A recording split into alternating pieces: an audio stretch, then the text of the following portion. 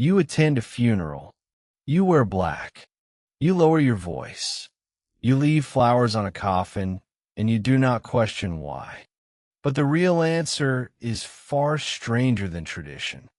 Every gesture you make at a funeral is a fossil. Not a fossil of bone, but a fossil of behavior passed down from minds that vanished tens of thousands of years before your grandparents were born. You are performing a ritual older than language itself, and you had no idea. Start with the flowers. Somewhere in Iraq, inside a limestone cave called Shanidar, archaeologists in the 1950s pulled clumps of ancient pollen from the soil around a Neanderthal skeleton. The excavator, Ralph Seletsky, believed he had found proof that Neanderthals buried their dead with bouquets. For decades, textbooks repeated the story. A caveman funeral, complete with flowers, felt too good to question. Then the questioning began. In 2013, a researcher named Chris Hunt argued the pollen may have blown in from burrowing rodents, not mourning hands.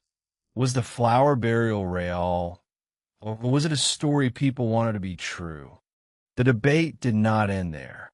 In 2020, archaeologist Chris Stringer and a team returned to Shanidar Cave and found something even more striking than flowers. A new Neanderthal skeleton, curled on its side, positioned deliberately in a shallow hollow, deep beneath layers of ancient rockfall. Not a body left where it fell. A body placed. Chosen ground, chosen posture. Whether or not the flowers were real, the positioning was not an accident of geology. Someone chose that spot. Someone bent those knees just so. Why does that detail matter so much? Because it means someone stood over a dead body more than 50,000 years ago and decided it deserved a specific place in the world. Not just a place to be removed, a place to be remembered. Your instinct to bury the dead did not begin with religion.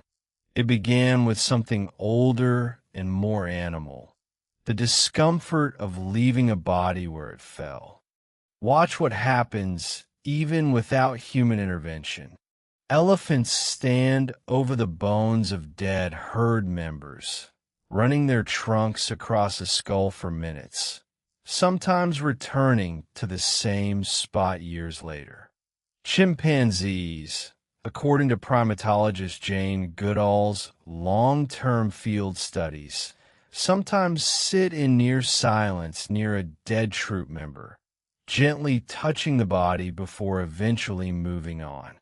These are not funerals, but they are not nothing either. Something in the social brain recoils at a corpse left in the open. Something insists on response. Humans simply took that ancient discomfort and built architecture around it. Consider Goff's Cave in England, where anthropologist Sylvia Bello and her team examined skulls dating back around 15,000 years. The skulls have been carefully cleaned of flesh and shaped into cups. Not desecration, a ritual object. To modern eyes, this looks horrifying. To the people who made it, this may have been an act of intimacy, a way of keeping someone close, literally, by drinking from the shape of their skull. Does that disturb you?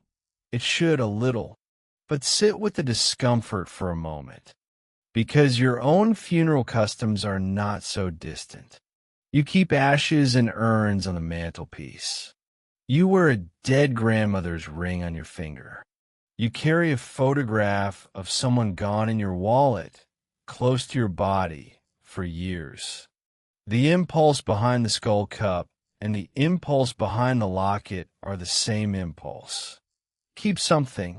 Do not let the person disappear completely.